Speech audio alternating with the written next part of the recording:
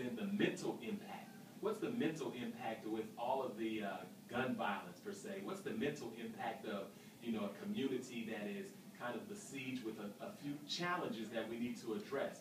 What's happening with these young people who are having their friends, you know, killed right in front of their faces? What's going on in these schools where you have a lot of Ritalin or attention deficit disorder, etc.? How is this impacting our community, and who's willing to talk about it? And it's been very interesting that hundreds in our community, and you were at the first forum where we talked about the state of black mental health, what's the diagnosis? Hundreds came out to have a conversation that's usually not had in our community. And, you know, it seems like that sort of discussion was definitely due. It was overdue.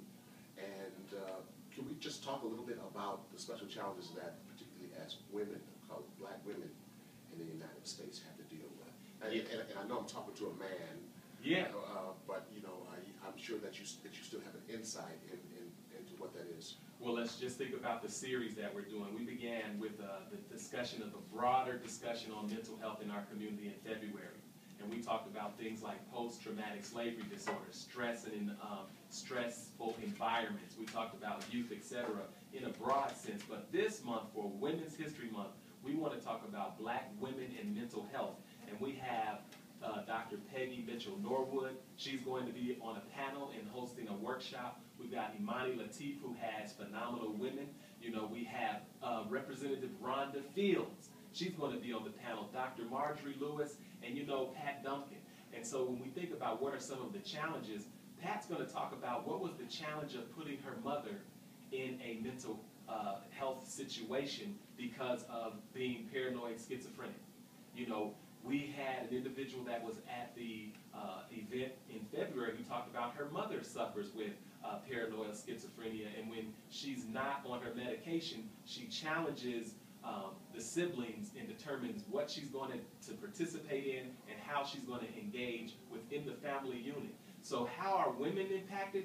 Women are usually carrying the brunt of a lot of responsibility of taking care of, in a matriarchal manner, the children, the family, and everyone else's needs. But the woman's needs are usually the last to be addressed. And so what is the psychological toll? There's a lot of depression that's taking place. There's a lot of stress that's taking place. There's a lot of untreated, undiagnosed mental challenges that women are facing in general when you think about access to care. How do we address mental illness when we can't get into a system? Oftentimes it's through self-medication, drugs, alcohol, and other, you know, addictions and afflictions. We just want to broach the discussion, and I'm going to be amazed at what we hear. That was going to be my next question. As the community health initiative, the Brother Just Community Health Initiative, will you be doing some remedial will there be some remedial programs, some programs other than discussion to address these problems directly? Yeah, absolutely, Rodney. What we found, and you know, when we do meetings, we don't do meetings just to meet. We try to have outcomes. Yes. So out of our initial meeting, let me tell you what we were able to achieve between the end of February to now.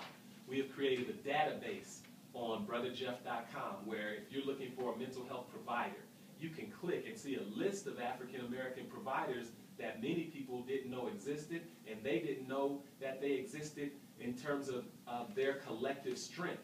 And so another thing that we were able to create is on Wednesdays at Brother Jeff's Cultural Center, individuals could come for free and have someone that they can talk to that can help them navigate, you know, mental health issues or link them into resources. But all they have to do, Rodney, is call, and we have people that will sit with them. Sometimes you just need someone to talk to. Mm-hmm. And so with this particular meeting in honor of Women's History Month, that's going to take place tomorrow at 2 o'clock to 5 o'clock at Now Faith Christian Center, we're going to be able to see that there are organizations that women can network with, such as Phenomenal Women, etc.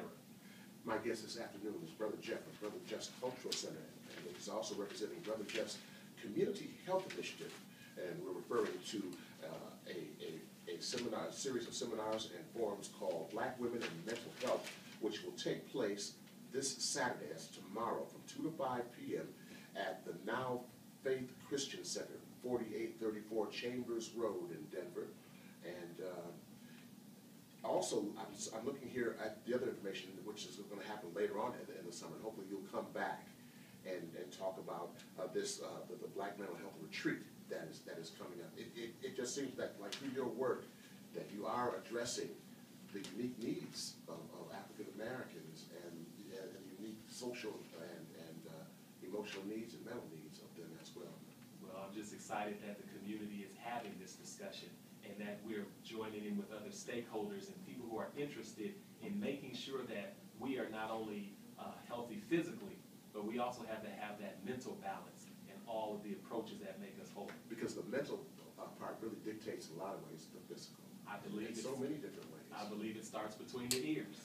Brother Jeff, it's been a pleasure to have you come in and talk with us and tell us about this very special event that will be taking place again tomorrow, March 30th, 2013, 2 to 5 p.m. That seems like a short period of time to get a whole lot done. Absolutely. Absolutely. Now Faith Christian Center, 4834 Chambers Road, Denver, Colorado. To get more information, it's free and open to the public. RSVP is recommended, though, 303-293-0024, and online at www.brotherjeff.com. And Rodney, the important piece is that we are doing a series. Tomorrow is Black Women in Mental Health. On May 11th, we're going to do Black Children, Youth, and Mental Health, and that's going to be at Shorter A&E Church, and then we'll talk a little bit about the retreat. We'll have to get you to come back next month. Absolutely. When that happens. Brother Jeff, a pleasure. Always wonderful. Brother Jeff of Brother Jeff's Cultural Center here in beautiful Five Points, Denver, and we'll have him next month. It's 4:37 in the Mile High City.